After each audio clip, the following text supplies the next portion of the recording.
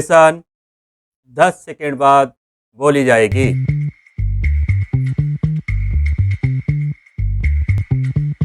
5 second, ready, start. उपाध्यक्ष महोदय, budget पर जो चर्चा चल रही है उसमें भाग लेते हुए मैं भी अपने विचार सदन के सामने प्रस्तुत करना चाहता हूं। इस पर विचार करते समय दो स्थितियों को हमें दृष्टि में रखना होगा।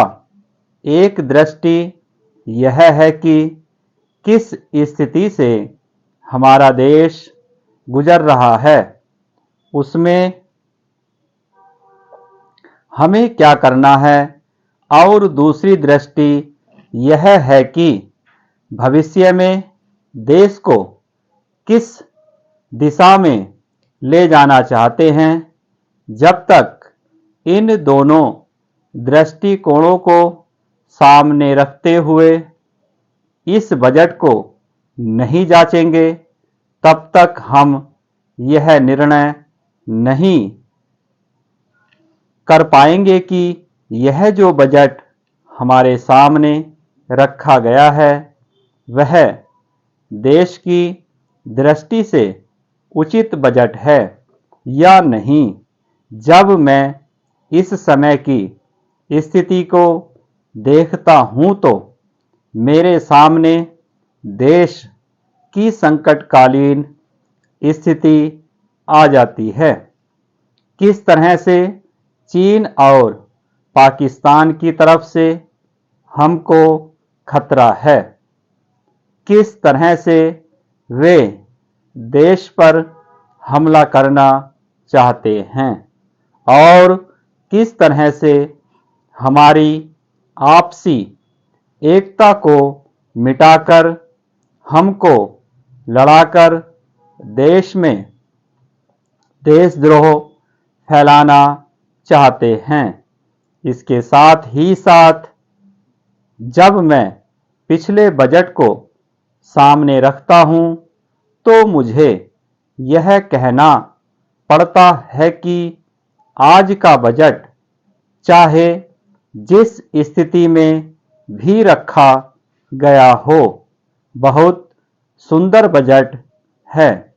एक ईमानदार कोशिश हमारे वित्त मंत्री महोदय ने इस बजट को तैयार करते समय की है, लेकिन एक राजनीतिज्ञ की दृष्टि से जब मैं देश के भविष्य की ओर देखता हूं तो मुझे यह कहने में कोई संकोच नहीं होता है कि कोई विशेष समाधान इस बजट से नहीं निकलता। मैं जिस पार्टी से संबंध रखता हूं उसका जो उद्देश्य है उसको सामने रखते हुए मैं यह कह सकता हूं कि जो हमारे सामने आदर्श हैं वे सब आज ही पूरे नहीं हो सकते। हमारे वित्त मंत्री या हमारी सरकार आज ही सब कुछ नहीं कर सकती या स्वर्ग लाकर हमारे सामने खड़ा नहीं कर सकती, लेकिन फिर भी यह मैं अवश्य देखना चाहता हूं कि हमारा देश आगे बढ़ रहा है या नहीं। जिस दिशा में हम आगे नहीं बढ़ रहे हैं उसे देखकर मुझे निराशा अवश्य होती है। जो प्रस्ताव कांग्रेस अधिवेशन में पास हुआ उसके मूलभूत विचार मैं आपके सामने रखना चाहता हूं।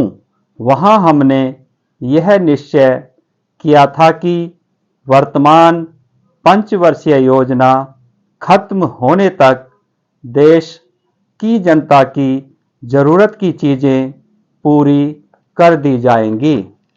उपाध्यक्ष महोदय, उसमें हमने साफ साफ कहा था कि जो गरीब वर्ग है, जिसकी गरीबी के बारे में सभी जानते हैं, उसको देश की आमदनी का जो औसत है वह अवश्य ही मिल जाएगा और इस दिशा में हमारा प्रयत्न जारी रहे।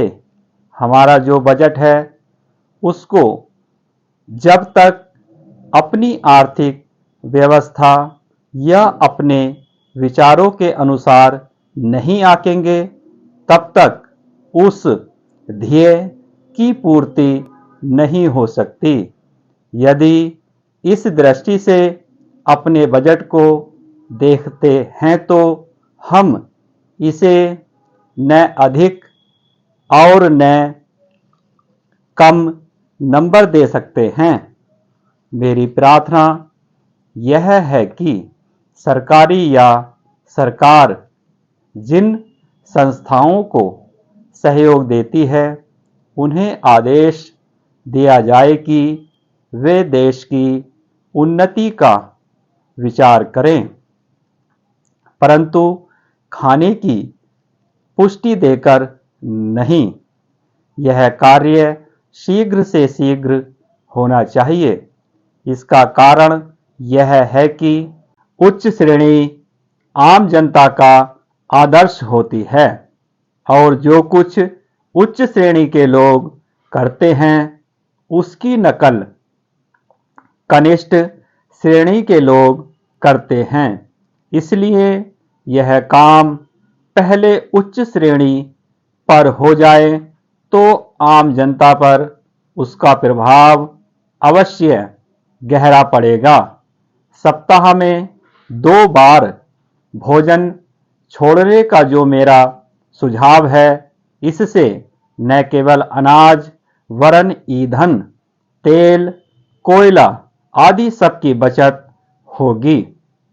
भोजन छोड़ने के अलावा अन्न बचाने का और भी एक तरीका है, वह भी सामूहिक सामाजिक श्रेणी पर किया जा सकता है।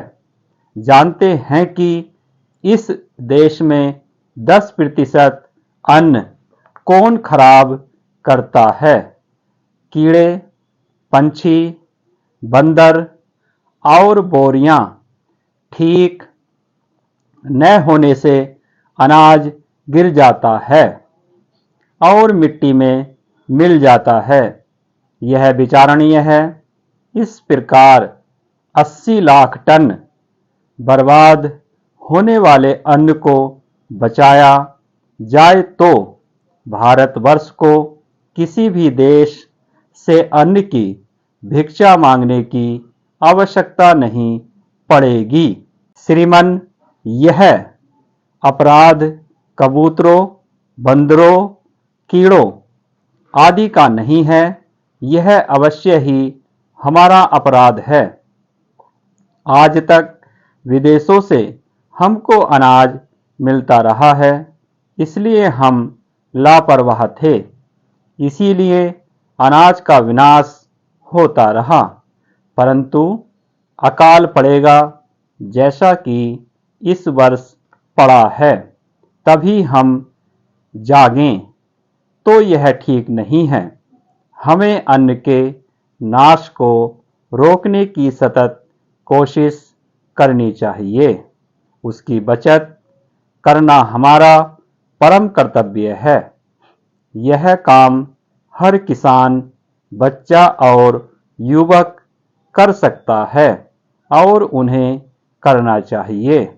अन्न बचाने की समस्या केवल कानून के जरिए हल नहीं होगी। यह बात भी सामाजिक चेतना पर निर्भर है। स्टॉप।